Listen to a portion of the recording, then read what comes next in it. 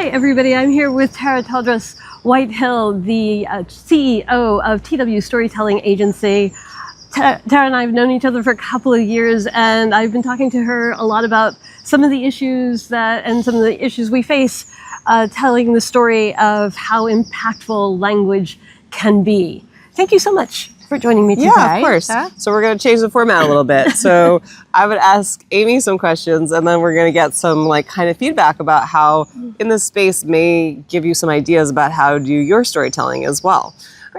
So when you're doing this, what do you find is the biggest obstacle for finding stories that you can really connect with people about for the language?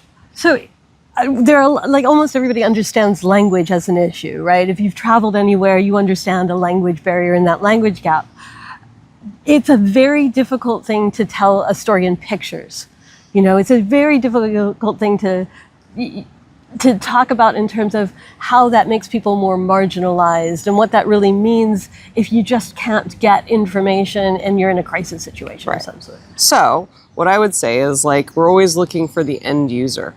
Right. And we're always also trying to show the resilience of the end user, because people really want to see themselves as strong, which we are. Yes. And always we're not we have things that we need help with, but at the end of the day, we are strong. Right. Right. It's humans, respect, and dignity. Yeah. Right. So the agency of the story is about the people that are there. So when you're talking about your end user, who are the people that you really want to be able to use this? What are the people that you're looking to really be tell a tool the story for? about? Yeah.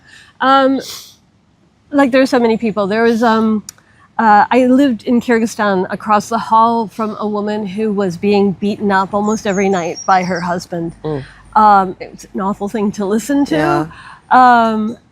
And one night she was thrown down the stairs, and I was trying to get her information, and she wanted information on how to get help and where she could go safely.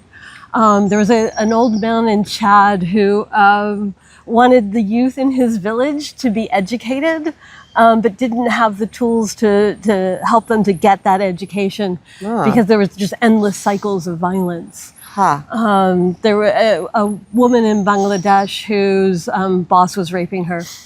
And she didn't have any place to go and didn't know how to get information on how to protect herself and her family. Yeah. So firstly, when we're talking about people who are at risk, we want to make sure we protect their, if they need anonymity. Yeah. But there's still ways to do it, even if you can't use people's actual story faces, things like that, right? We can use it through their story with changing it, or an illustration or an animation or these things. So we don't actually have to use them or harm them by talking about it again and all of these things. But at the end of the day, those people, and those are so important, right, to get that information. That's what we want to convey, is that they're all trying to change something for the better in their lives or the people around them, their lives. Oh, there's a duck that just... They attack. Yes. I don't know you can hear that, but that's really amazing. Yeah. Anyway, but yeah, so that's the kind of stuff where we really want to make sure that those are the stories that you, as your language, which is so important, and language is a story, always a story, right? Yeah. And so that's the kind of stuff where we can use those stories to really make an impact for your audience and for the governments that really need to understand why it's so important. Yeah.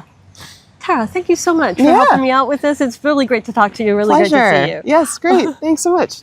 And that's what's interesting.